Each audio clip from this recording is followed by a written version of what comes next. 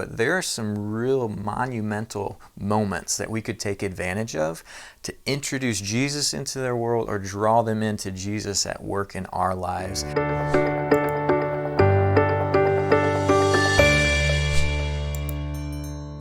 Hey Grace family, and welcome back to our midweek check-in.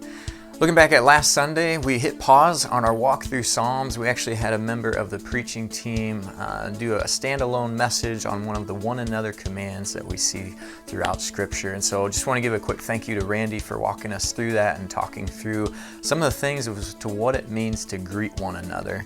And I just wanted to highlight a couple of notes that I took, just some summary things that I took away with that idea of the word greet, meaning to kind of draw to oneself. He mentioned and challenged us with the idea to not focus on drawing people to ourselves, but we have the opportunity to draw people to Jesus within us.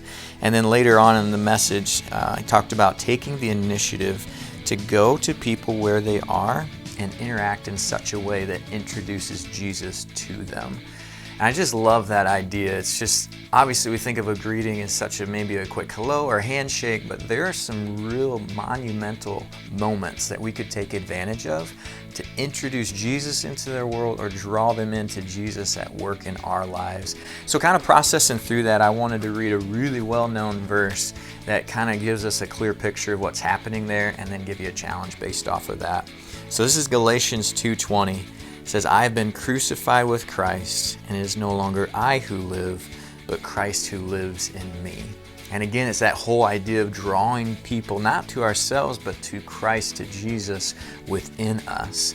And so within all of those things, I just had a challenge for you this week to slow life down and to become active in what God is already doing. You know, whether you're around one person this whole week, or maybe it's 100 people or 1,000 people, every single person we interact with or see, there's an opportunity to introduce Jesus into their world or to draw them into our lives where they see Jesus at work in us. And that's a pretty miraculous thing. And so many times we just walk by people without even thinking about it. And so kind of a challenge within that, it's a simple prayer to begin your day, but maybe with this whole knowledge of Galatians 2:20, it's no longer I who live, but Christ who lives in me. Maybe we could just pray every day and say, God, who's one person today that you want me to intentionally, biblically greet so that they have an opportunity to move closer to you? And then as we go throughout our day, there's the challenge to slow life down, to be on the look, to be aware, who is this person and at what moment can I just look them in the eye, care for them, listen to them, and either draw them into what Jesus is doing in my life or introduce Jesus into their world or some kind of combination of both. So just think about that, take me up on that, pray through that, and think about it with the language that we use here at Grace of level 1 of our discipleship, to love people where they're at. If we stop and we genuinely care and genuinely greet them, there's an opportunity for them to have an encounter with Christ.